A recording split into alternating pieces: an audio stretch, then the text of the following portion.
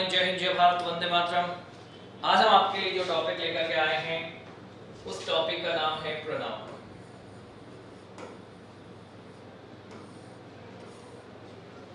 Pronoun क्या होते हैं, प्रोनाउन कितने प्रकार के होते हैं, किस प्रकार के प्रोनाउन में हम किसकी स्टडी करते हैं, इससे हमें कोई लेना देना नहीं होता है। यदि हम बात करें कंपटीशन इंग्लिश की, ये छोटी क्लासेस का एक टॉपिक होता है जिसमें आप किस प्रकार के प्रोनाउन होते हैं, उस प्रोनाउन में कौन कौन से प्रोनाउंस होते हैं, इससे हमें लेना देना नहीं है। हमें एक तो ये पता होना चाहिए प्रोनाउन क्या है। आप डेफिनेटली कंपटीशन एग्जाम की तैयारी करें तो आपको भी पता ही है कि प्रोनाउन क्या होता है। अब हम आज जो स्टडी करेंगे वो करेंगे कि प्रोनाउन का यूज कहाँ पे होता है। आज हमारा टॉपिक है यूजेस ऑफ प्रोनाउंस। हम प्रोनाउंस का यूज पढ़ेंगे, प्रोनाउंस का यूज कहाँ पे होता है। बहुत ही इंपॉर्टेंट टॉपिक है। एयरफोर्स नेवी में डेफिनेटली एक क्वेश्चन पढ़ा ही रहता है, एनडीए में कम से कम 2 क्वेश्चन इसके पढ़ा ही रहते हैं, एरर स्पॉटिंग में बहुत सारे क्वेश्चंस इस टॉपिक में से बनते हैं। इसलिए ये टॉपिक बेहद इंपॉर्टेंट है। बहुत सारे कंपटीशन एग्जाम्स में, जो कि इंग्लिश के कंपटीशन एग्जाम्स हैं, उसमें बहुत ही इंपॉर्टेंट टॉपिक है। आज हम इसके यूजेस की स्टडी करते हैं। देखिए सबसे पहला इसका यूज,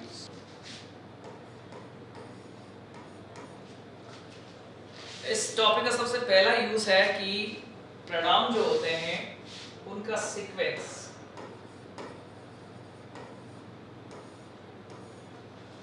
प्रोनाउंस का जो सीक्वेंस होता है, ये सीक्वेंस जो है वो प्रोनाउंस में किस क्रम में कौन सा प्रोनाउन सबसे पहले आना चाहिए।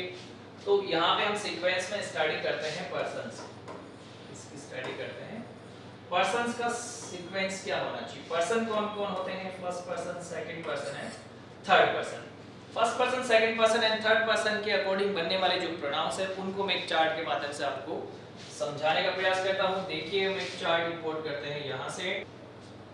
ये अपने पास में एक चार्ट है, इसमें ये इधर जो भी हैं ये पर्सन के अकॉर्डिंग डिवाइड नहीं करे हुए, मैं आपको पर्सन के अकॉर्डिंग डिवाइड करके बता देता हूँ। देखिए I एंड V जो है ये आपका फर्स्ट पर्सन होता है, यू सेकंड पर्सन होता है, he she it they ये जो प्रोनाउंस है ये थर्ड पर्सन होते हैं।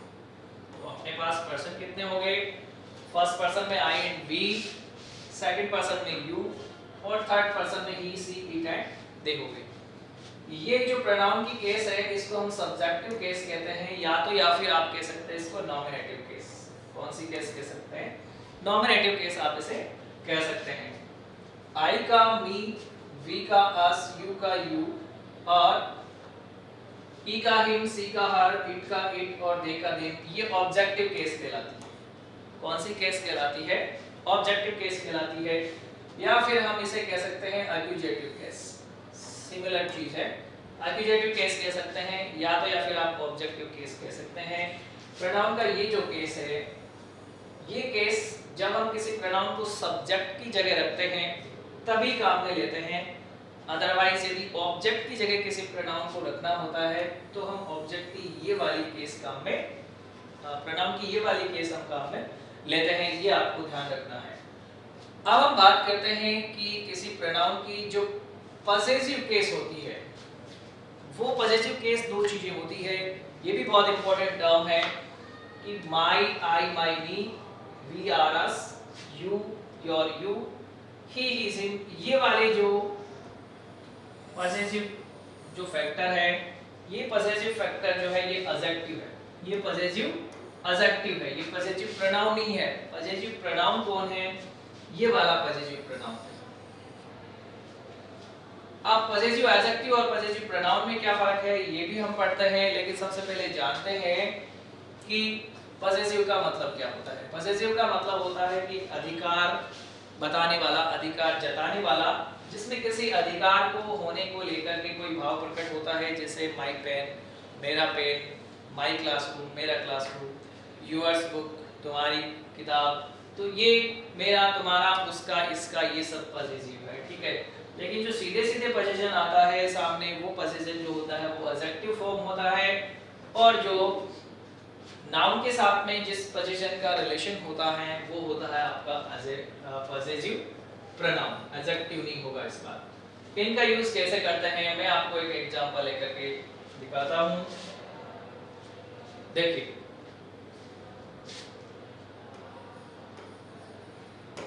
This is my book, this is my book. एक एग्जांपल और लेते हैं,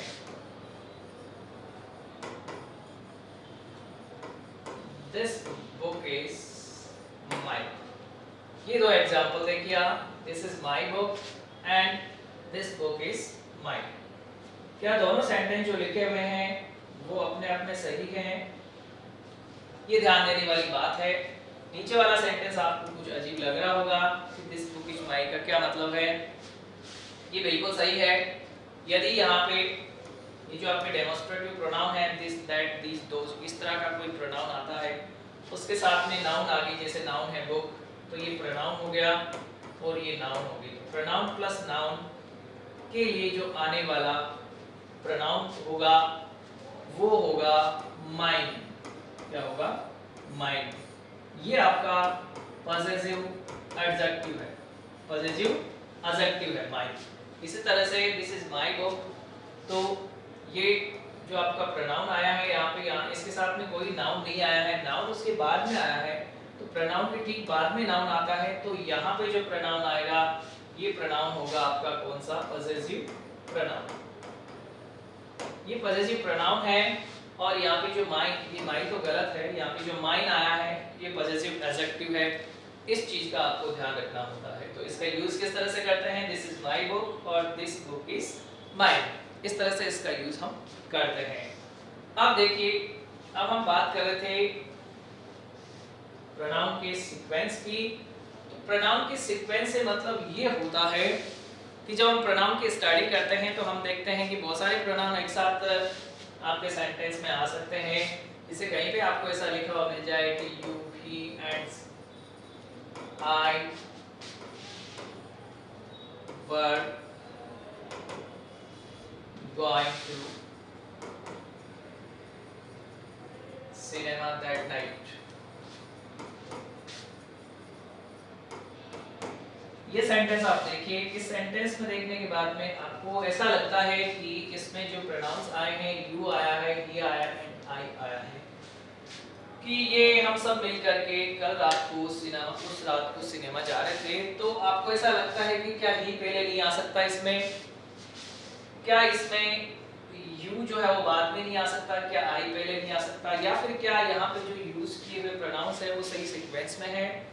इनका एक फिक्स सीक्वेंस होता है कि सबसे पहले कौन आना चाहिए। इसके लिए एक फॉर्मेट होता है 231। कौन सा फॉर्मेट होता है? 231। इसका मतलब है कि सबसे पहले सेकंड पर्सन ही आएगा। सेकंड पर्सन मैंने आपको बताया यू होता है, third person he, she, it, they होता है, first person I, we, I and we होता है। तो ये फॉर्मेट क्या हुआ? सबसे पहले सेकंड पर्सन ही आएगा, उसके बाद में थर्ड पर्सन आएगा और उसके बाद में फर्स्ट पर्सन आएगा। यदि तीन प्रकार के प्रोनाउंस यदि बैक टू बैक आ जाए आपके सेंटेंस में, तो आपका सीक्वेंस क्या रहना चाहिए? सबसे पहले सेकंड, फिर थर्ड और फिर फर्स्ट पर्सन आना चाहिए। क्या यू सेकंड पर्सन है? बिल्कुल है, सही है। क्या ही थर्ड पर्सन है? बिल्कुल है, सही है। क्या आई फर्स्ट पर्सन है? बिल्कुल है, सही है। तो मैंने जो सीक्वेंस लिखा है वो बिल्कुल सही है। इसमें यदि आपको इधर उधर करके दिया जाए सीक्वेंस, तो आपके इस सीक्वेंस में एरर है। समझ रहे हैं आप? लेकिन ध्यान रहे कि इसी का सीक्वेंस आपको चेंज किया हुआ भी मिल सकता है, फिर भी ये बात गलत नहीं होगी। ये कंडीशन कहाँ पे लागू होती है? ये कंडीशन वहां पे लागू होती है जब किसी ने कोई मिस्टेक किया हो, या फिर किसी ने कोई क्राइम कर दिया हो, या फिर किसी ने कोई गिल्टी करी हो,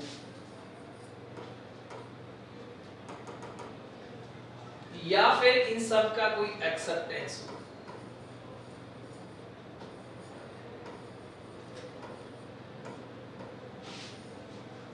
मतलब कि किसी ने कोई मिस्टेक करी है, किसी ने कोई क्राइम किया है, किसी ने कोई गिल्टी करी है और इसमें बहुत सारे लोग आ रहे हैं, यू भी आ रहा है, ही भी आ रहा है, आई भी आ रहा है, वी भी आ रहा है, या फिर किसी ने मिस्टेक करके उसको एक्सेप्ट कर लिया कि मुझसे गलती हुई है, क्राइम करके उसने एक्सेप्ट कर लिया कि मैंने अपराध किया है, या फिर गिल्टी जो है वो उसके लिए भी एक्सेप्टेंस किसी ने मांगी हो तो भी आपके प्रोनाउंस का सीक्वेंस चेंज हो जाएगा।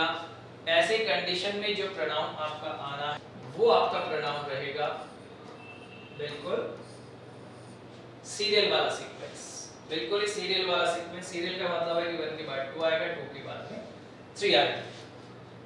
देखिए एक सेंटेंस है, इन चीजों का हमें पता चलता है किस तरह से। देखिए सेंटेंस में आपको बता देता हूँ, एक सेंटेंस लेकर के हम चलते हैं। एक सेंटेंस मैंने लिया कि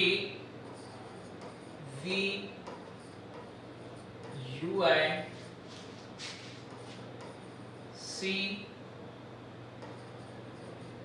आर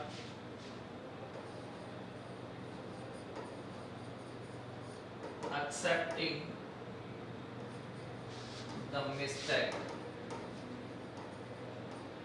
ये सेंटेंस है, हम तुम और वह, हम तुम और वह आर एक्सेप्टिंग द मिस्टेक। आपने गलती को एक्सेप्ट किया, आपने गलती को क्या किया, एक्सेप्ट किया। इस कंडीशन में सबसे पहले कौन सा पर्सन आया, सबसे पहले आपका फर्स्ट पर्सन आया और उसके बाद में जो आपका पर्सन आने वाला है वो सेकंड पर्सन आया है, ये फर्स्ट पर्सन आया है, यहाँ पे सेकंड पर्सन आया है, उसके बाद में थर्ड पर्सन आया है। ये सीक्वेंस कब होता है, जब किसी ने गलती करी हो या तो या उसको स्वीकार किया हो, ऐसी कंडीशन में ये वाला फॉर्मेट बनता है। एक एग्जांपल इसका और लेकर के देखते हैं ठीक प्रकार से। देखिए I you and he were committed a crime। I, you and he were committed a crime। कि मैंने, तुमने और उसने एक क्राइम कमिट किया, एक क्राइम कर दिया, राइट। ऐसे में I कौन सा पर्सन है, फर्स्ट पर्सन है, you सेकंड पर्सन है और he कौन सा पर्सन है, थर्ड पर्सन है। ये तो क्राइम करने की बात थी। यदि सिंपली कोई मैटर हो तो फिर हम किस तरह से यूज लेते हैं, तब तो हमारा जो पैटर्न होता है वो क्या होता है 231। कौन सा पैटर्न होता है 231 होता है। इसी तरह से देखिए एग्जांपल लेकर के देखते हैं। You she and I are ready to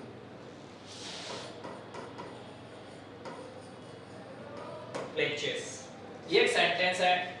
इस सेंटेंस में आप देख सकते हैं कि किस तरह से हमने सेकंड पर्सन को काम में लिया, उसके बाद में थर्ड पर्सन को काम में लिया, उसके बाद में फर्स्ट पर्सन को हमने काम में लिया है। क्या इसमें कोई गलती हो रही है, क्या इसमें किसी गलती को स्वीकार करने का भाव निकल करके आ रहा है, नहीं है ना ऐसा कुछ भी। क्या कोई क्राइम की बात हो रही है, नहीं है, नहीं किसी क्राइम के एक्सेप्टेंस की, स्वीकृति की कोई बात हो रही है। तो ऐसा भी अपना सीक्वेंस सही है, यहाँ पे ये सीक्वेंस भी अपनी जगह बिल्कुल सही है।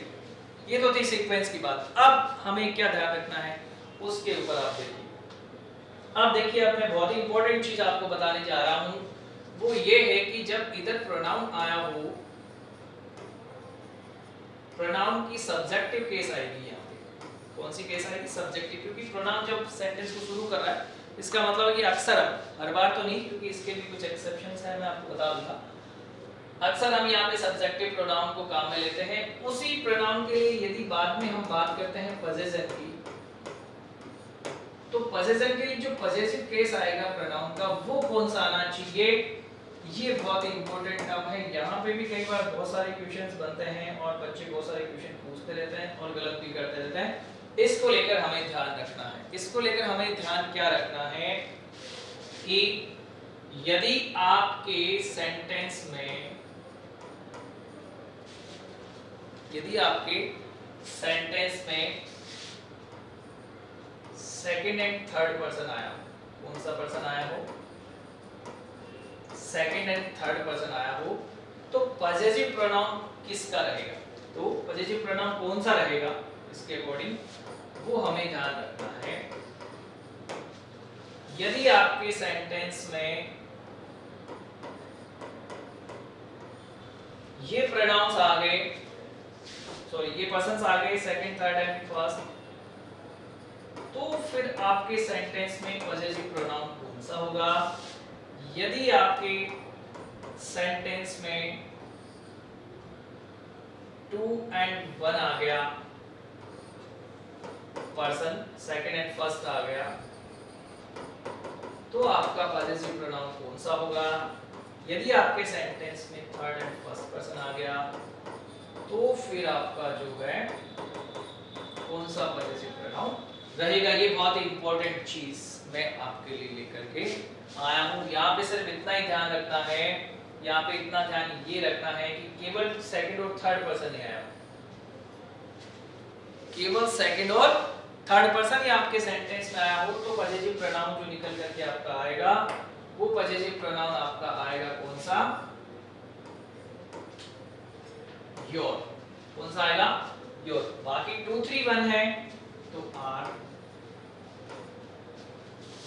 2 और 1 है तो आर, 3 और 1 है तो आर। तो आपको याद क्या रखना है कि यदि आपके सेंटेंस में केवल सेकंड और थर्ड पर्सन आया, केवल सेकंड और थर्ड पर्सन आया हो, तो हमें पॉजिटिव केस इसकी जो है वो योर काम में लेनी है, बाकी सब में आर आर आर काम में लेना है। ये कैसे लेना है, क्या हो रहा है ये समझ में नहीं आ रहा है, एग्जांपल लेकर के देखते हैं। सेकंड पर्सन कौन है? यू है। थर्ड पर्सन कौन है? सी है। You and she are doing blank work. अब मैं आपको ऑप्शन देता हूं, is there, your and d are. बताइए, you and she are doing work. देख करके डेफिनेटली लगता है कि यू एंड सी मिलकर के बहुत बड़ा प्लूरल बन जाएगा और हम काम में ले लेते हैं देयर। क्या काम में ले लेते हैं भाई? देयर काम में ले लेते हैं। बिल्कुल गलत है। सेकंड पर्सन है, कौन सा पर्सन है? सेकंड पर्सन है, ये सेकंड पर्सन। सी कौन सा पर्सन है? Third person. सेकंड थर्ड का फॉर्मेट कहां पे लगा है? यहां पे लगा है। सेकंड थर्ड के फॉर्मेट में हम किसको काम में लेते हैं? योर को। पॉजिटिव केस यहां पे निकल करके आ रहा है योर पर। आंसर क्या होगा आपका? योर आंसर होगा। और एग्जांपल मैं लेकर के देखता हूं, देखिए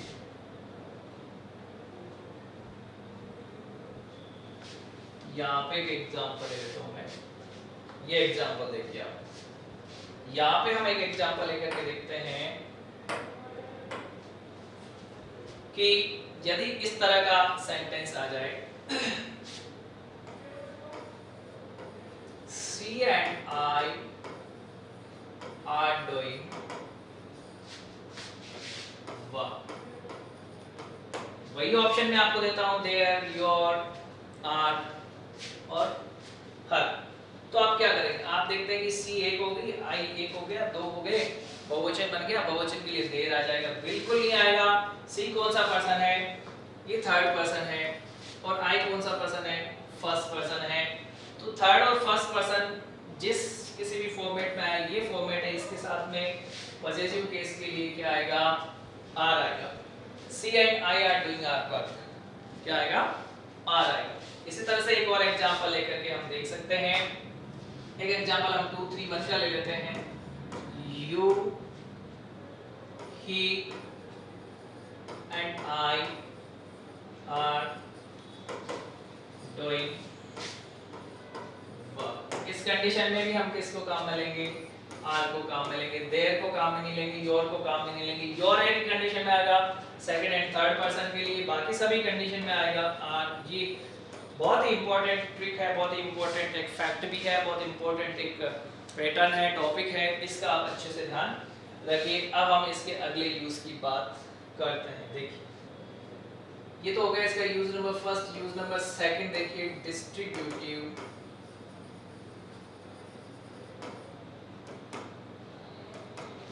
प्रोनाउंस। डिस्ट्रीब्यूटिव प्रोनाउंस की स्टडी किस तरह से करें, इसके बारे में देखते हैं। डिस्ट्रीब्यूटिव प्रोनाउंस कौन कौन से होते हैं? ईच, या तो या फिर every, either,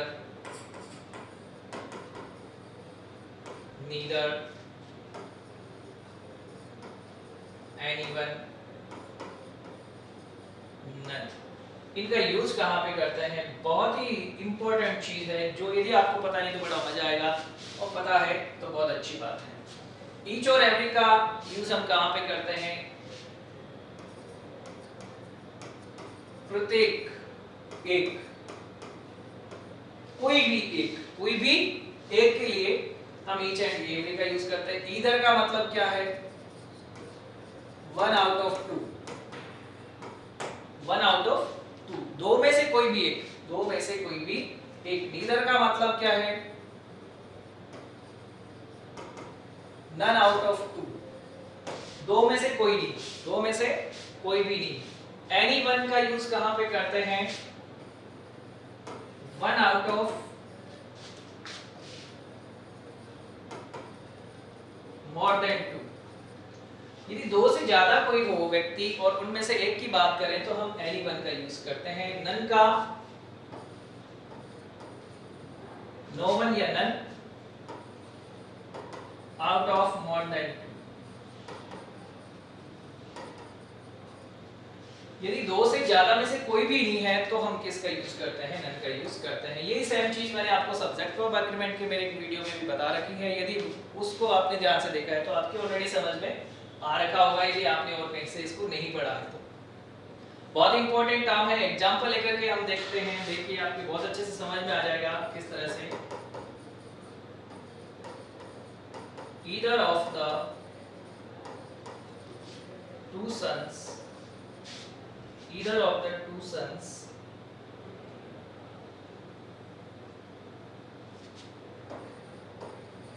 was present in the party। अब ये भी एक फैक्टर बनता है, ये फैक्टर ये बनता है कि भाई कई बार आपको यहाँ पे भी कंफ्यूज कर सकता है, क्योंकि ये सब्जेक्ट वर्ब एग्रीमेंट का भी पार्ट है। either of the two subjects, either of the, each of the, none of the, neither of the, anyone of the, ये जब भी आते हैं और इनके साथ में प्लूरल का क्या आएगा?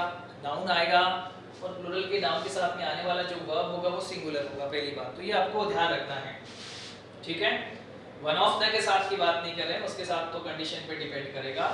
Either of the two sons was present in the party, इसका मतलब है कि दो बेटों में से कोई एक बेटा पार्टी के अंदर प्रेजेंट था। दूसरा एग्जांपल लेकर के हम देखते हैं कि any one of the two sons was present in the party। ये सेंटेंस भाई बिल्कुल गलत है। ये सेंटेंस बिल्कुल गलत इसलिए है क्योंकि एनीवन का यूज हम दो के लिए नहीं करते हैं। एनीवन का यूज करते हैं कि दो से ज्यादा यदि कोई हो, उनमें से किसी एक की बात कर रहे होते हैं तो हम एनीवन का यूज करते हैं। तो यहाँ पे हमें किसका ध्यान देना? यदि एरर स्पॉटिंग की बात है तो टू सन्स वाले पार्ट में एरर है, ये गलत है। एरर स्पॉटिंग की बात नहीं है तो फिर हम इसको यहाँ से हटा देते हैं। समझने के इरादे से यदि हम बात करें तो यहाँ पे टू की जगह मैं फोर सन्स कर देता हूँ। Any of the four sons was present in the party। Four sons को देख करके आपको ये लग रहा होगा कि फोर सन्स के हिसाब से यहाँ पे वर आना चाहिए, बिल्कुल नहीं आना चाहिए। मैंने आपको बता दिया कि यदि ये आपके सेंटेंस को शुरू कर रहे हैं, इनके बाद में ऑफ द प्लस नाउन है, तो हमेशा जो नाउन आएगा वो प्लूरल आएगा, वर्ब आएगा वो सिंगुलर आएगा। तो यहाँ पे चार में से कोई एक प्रेजेंट था, तब हम किसका यूज करते हैं? एनीवन का यूज करते हैं। और दो में से कोई एक था तो हम ईदर का यूज करते हैं। इसी तरह से दो में से कोई नहीं था तो हम किसका यूज करते हैं? नीदर का यूज करते हैं। और बहुत सारों में से कोई नहीं था तो हम नन का यूज करते हैं। किसी एक की बात करते हैं तो हम ईच एवरी। ये था आपके जो प्रोनाउन का प्रकार था। ये डिस्ट्रीब्यूटिव प्रोनाउंस है। डिस्ट्रीब्यूटिव प्रोनाउन किस तरह से फंक्शन करते हैं ये आपने बहुत अच्छे से जान लिया होगा। अब हम अगले प्रोनाउन की बात करते हैं। तीन देखिए, one, someone, somebody, one, someone, somebody। यदि इस तरह के जो आपके प्रोनाउंस होते हैं, इन प्रोनाउंस को हम कहते हैं इंडेफिनिट प्रोनाउन। क्या कहते हैं? इंडेफिनिट प्रोनाउंस, इनको हम कहते हैं। जब इंडेफिनिट प्रोनाउन आया हो तो इस तरह का क्वेश्चन किस तरह से बनेगा, बहुत इंपॉर्टेंट एक ही इसका टर्म है, वो मैं आपको बता देता हूं। One should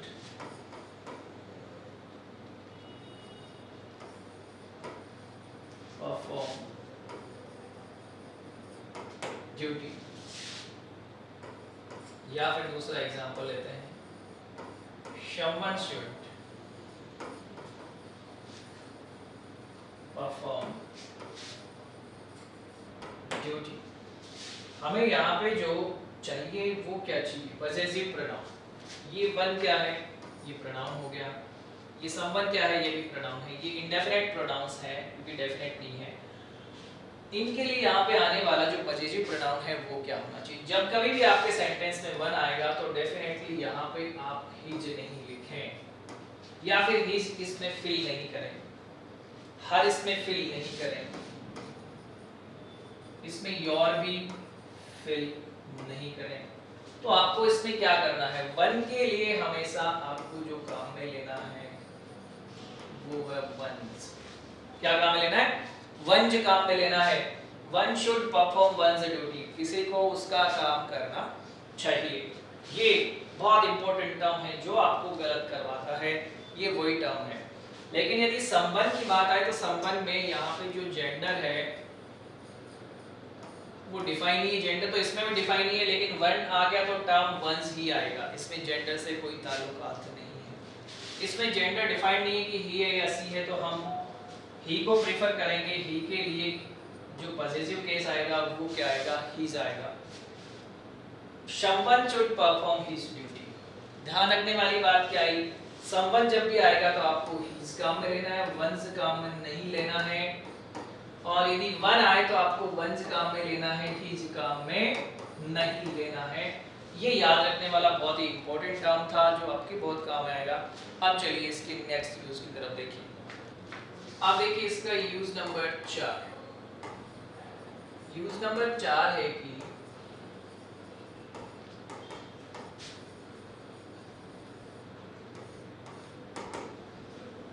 यदि आपके प्रोनाउन से पहले सुपरलेटिव डिग्री का यूज, यदि आपके प्रोनाउन से रिलेटेड मैटर में सुपरलेटिव डिग्री का यूज हुआ है तो इसका पैटर्न किस तरह से होता है देखिए मैं आपको बता देता हूँ कि सुपरलेटिव डिग्री आएगा,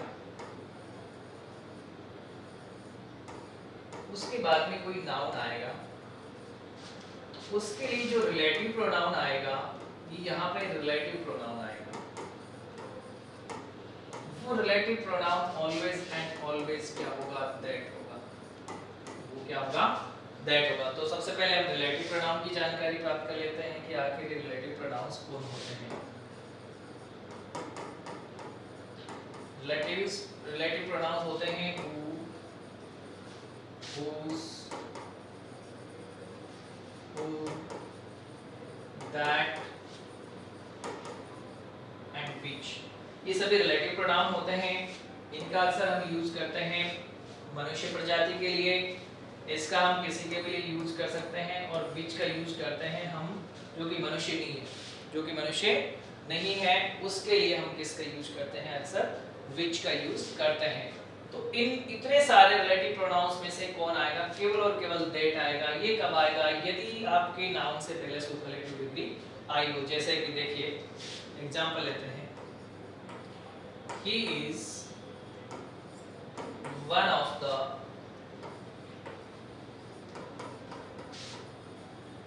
best poets I have ever read। ये देखिए आपका मतलब क्या है, निकल करके सामने आएगा। He is one of the best, the best। the best क्या है? सुपरलेटिव डिग्री है। कौन है? सुपरलेटिव डिग्री है। पॉइंट्स कौन है? नाउन है।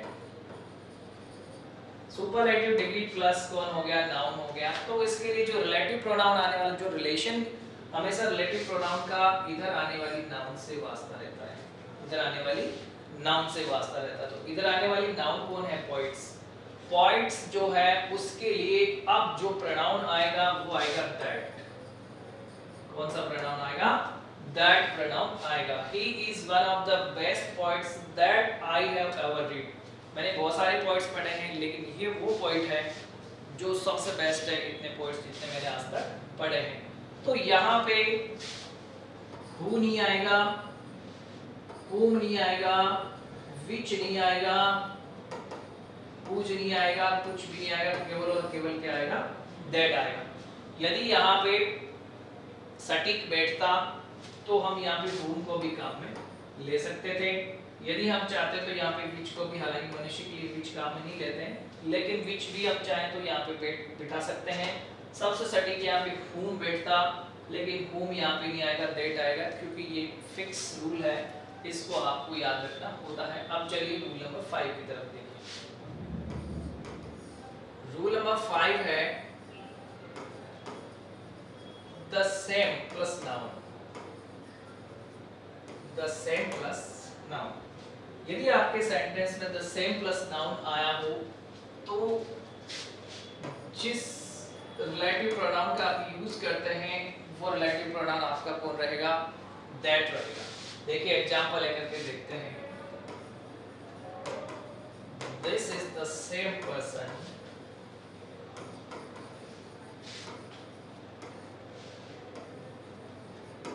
met me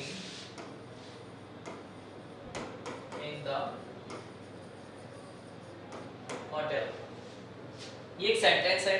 This is the same person, the same आ गया और the same के बाद में कौन आ गया? देखिए the same के बाद में पर्सन नाउन आ गया। पर्सन कौन है? नाउन है। the same person, यहाँ पे whom आना चाहिए। कौन आना चाहिए? whom सॉरी who आना चाहिए। कौन आना चाहिए? who आना चाहिए। तो यहाँ पे जो है आपका who met me in the hotel, ये बहुत सही जच रहा है इसमें, लेकिन ये गलत है। यहाँ पे कौन आएगा? अकॉर्डिंग टू रूल यहाँ पे आएगा दैट। यही गलती हम कर बैठते हैं, इसका स्पेशली ध्यान आपको रखना है। द सेम प्लस नाउन आया हो तो रिलेटिव प्रोनाउन दैट आएगा, who नहीं आएगा। तो whom कब आ सकता है? यदि सेंटेंस आपको इस तरह से लिखा हुआ मिल जाए, this is the same person I met in the hotel। ऐसी कंडीशन में यहाँ पे तो हमने जो है वो ये पॉजिटिव ऑब्जेक्टिव केस हमने काम में लिया था। यहाँ पे मैं सब्जेक्टिव केस काम में ले रहा हूँ। सब्जेक्टिव केस यहाँ पे काम में ले रहा हूँ तो यहाँ पे जो प्रोनाउन बनेगा वो ऑब्जेक्टिव केस का बनेगा। हु की ऑब्जेक्टिव केस जो क्या रहेगा? whom रहेगा। whom हमेशा ऑब्जेक्टिव केस पे ही काम में आएगा और I जो है वो सब्जेक्टिव केस पे काम आएगा। यहाँ पे ऑब्जेक्टिव केस काम में आ रखी है तो who यहाँ पे आता यदि सही होता रूल तो who कौन है? Subjective case. तो यहाँ पे कौन सा केस आएगा? Objective case. ऑब्जेक्टिव केस के अकॉर्डिंग यहाँ पे whom आना चाहिए। बिल्कुल सही जच रहा है। देखिए जचा के देख लो। This is the same person whom I met in the hotel, but according to rule यहाँ पे whom गलत हो जाएगा और आपको वहां पे करना होता है सही क्या? that I met in the hotel। that का मतलब ही whom है यहाँ पे। तो ये बहुत स्पेशली आपको ध्यान रखना है। इसका देखिए rule number 6।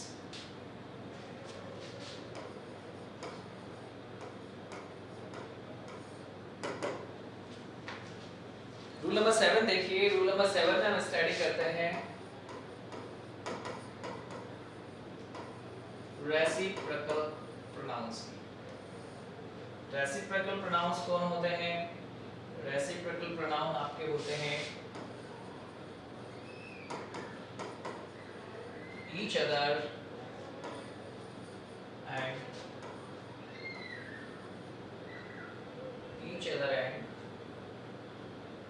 one another।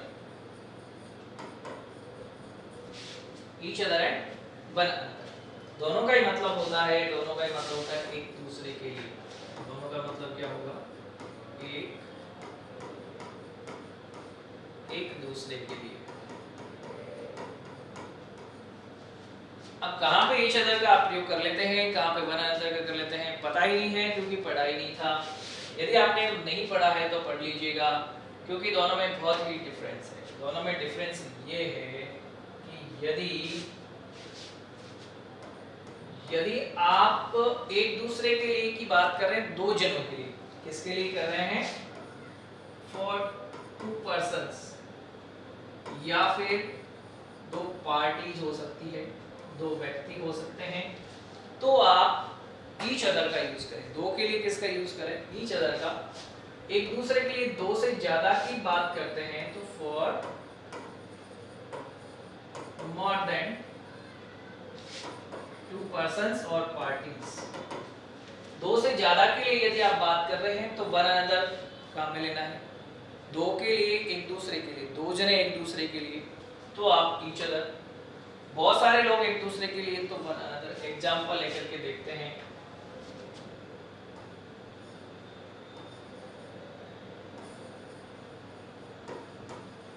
The four sons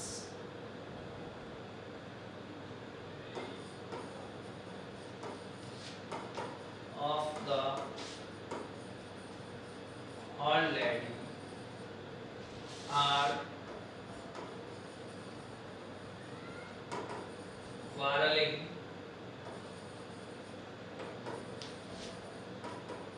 one another। दूसरा एग्जांपल लेकर के देखते हैं।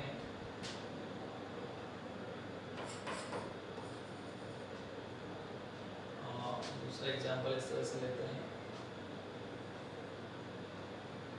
सीक्वेंस को ध्यान में रखना है। You and I are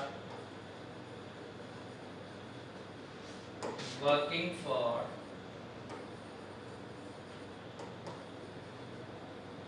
each other। You and I are working for each other। यहाँ पे देखिए the four sons कितने हैं, चार हैं। दो से ज्यादा है, दो से ज्यादा में एक दूसरे के लिए, एक दूसरे से झगड़ रहे हैं तो वन अनदर आएगा। और you and I कितने हो गए, दो जने हो गए, are working for each other, एक दूसरे के लिए काम में कर रहे हैं। यहाँ पे वन अनदर नहीं लिखा हुआ होना चाहिए, वो गलत हो जाएगा। और यहाँ पे each other लिखा हुआ नहीं होना चाहिए, वो भी गलत हो जाएगा। इंपॉर्टेंट टर्म था। अब इसका देखिए रूल नंबर 8। रूल नंबर 8 की यदि हम बात करते हैं तो यदि आपके सेंटेंस में only, any,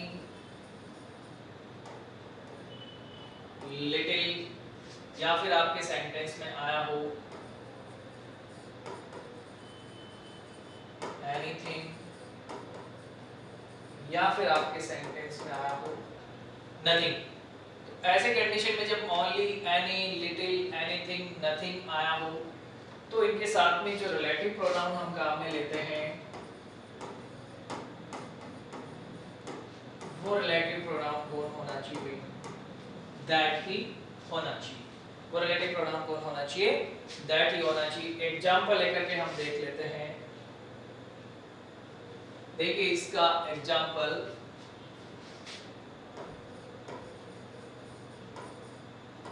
there was nothing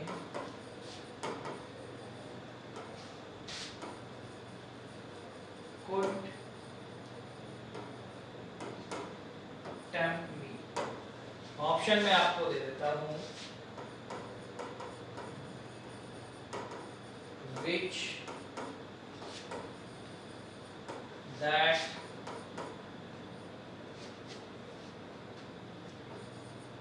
it, none of these।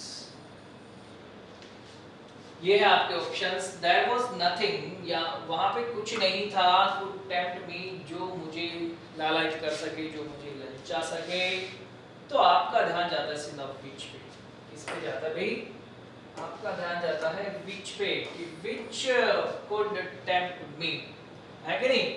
But according to rules, यदि आपके सेंटेंस में ओनली, एनी, लिटिल, या फिर कौन आया हो, एनीथिंग आया हो, या फिर नथिंग आया हो, तो हम किसका यूज करते हैं, दैट का यूज हम करते है तो यहाँ पे आपको दैट का ही यूज करना है, ऑप्शन बी सही होना है, दूसरा कोई भी ऑप्शन सही नहीं होना है। और एग्जांपल आप चाहें तो ले सकते हैं,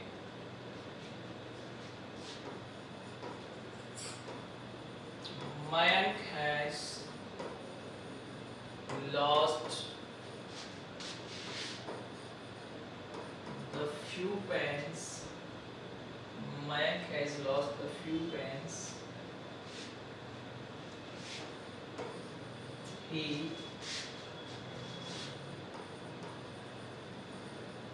brought yesterday. ये एक सेंटेंस है कि Mayank has lost the few pens.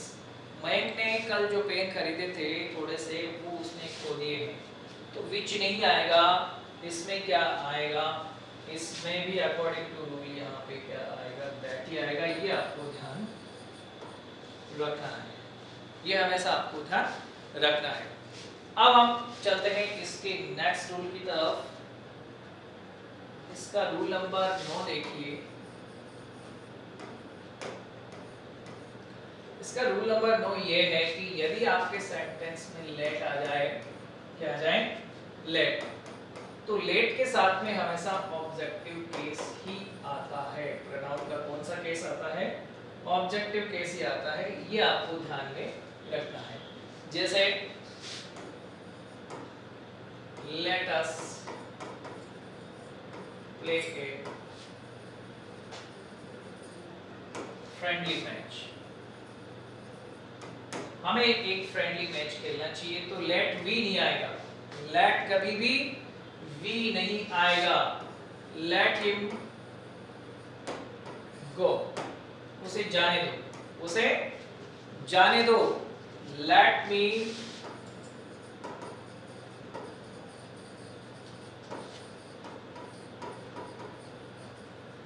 Allow to speak, मुझे बोलने दीजिए, मुझे बोलने की अनुमति दीजिए कृपया। तो लेट के साथ में अस आया, हिम आया, मी आया, ये सब के सब कौन है, ये सब के सब ऑब्जेक्टिव केस है। ये ऑब्जेक्टिव केस, ये ऑब्जेक्टिव केस, ये भी ऑब्जेक्टिव केस, ये सब कौन है, ऑब्जेक्टिव केस है। तो लेट के साथ में हमेशा कौन सा केस आएगा, ऑब्जेक्टिव केस ही आएगा। ये बहुत ही इंपॉर्टेंट टर्म है, ये आपको ध्यान रखना है। सब्जेक्ट के स्थान पे सब्जेक्टिव केस आता है, ऑब्जेक्ट की जगह आने वाला प्रोनाउन ऑब्जेक्टिव केस में होगा। और पोजेशन यदि अधिकार की बात है तो फिर पॉजिटिव केस लगेगी। ये सारे इंपॉर्टेंट रूल्स थे जो मैंने आपको बताए हैं। ये प्रोनाउन की स्टडी होती है इस तरह से कंप्लीट। यदि फिर भी कुछ बचा हुआ तो हम एक्सरसाइज में कर लेंगे, जहाँ पे आपकी हर चीज़ क्लियर हो जाएगी। Thank you for watching this video guys, have a great day.